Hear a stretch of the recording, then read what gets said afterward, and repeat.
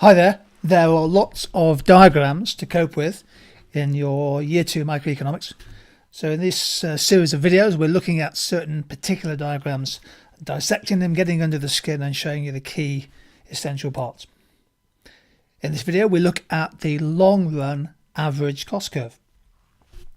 Key point about the long run is that in this time period, all factor inputs can be changed. All inputs are variable. The business can change the scale of production. And if long run average cost is falling as output increases, then we say the firm is experiencing increasing returns or economies of scale. You double your inputs, you get more than a doubling of output. The average cost goes down. Eventually, average costs may rise in the long term, and that's called diseconomies of scale.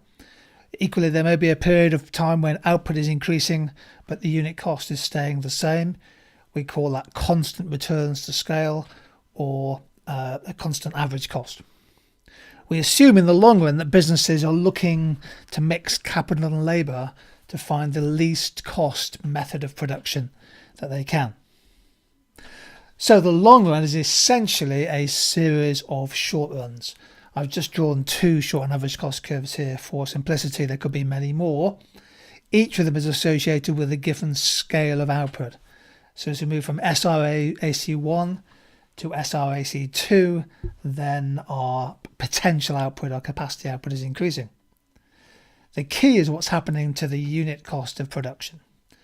And for example, if we're at Q1, then the potential feasible cost of production is shown on the diagram there.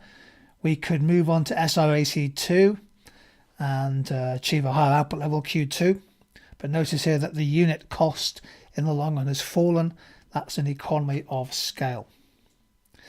The long run average cost curve is basically the envelope of a series of short and average cost curves. You're looking for points of tangency, and that's how you derive it. Let me just bold this line a little bit for you. So that's essentially the long and average cost curve. We're not taking the minimum points of the short run curves, we're just taking points of tangency.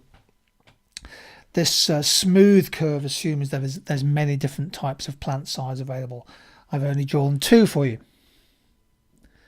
So when the long run average cost is falling, if we start off at Q1 for example, if we move down the curve, then a firm is benefiting from increasing returns to scale. Average costs are falling. Q1 to Q2 is a good example. We move further down the curve, we reach the point of long-run productive efficiency, Q3. That's also known as the minimum efficient scale, and that's the lowest feasible unit cost for this firm in the long run under current conditions, including the state of technology. However, if they were to move beyond Q3, they might find that the average cost curve starts to rise again. We call that diseconomies of scale, or decreasing returns to scale. So there we have it, the long run average cost curve.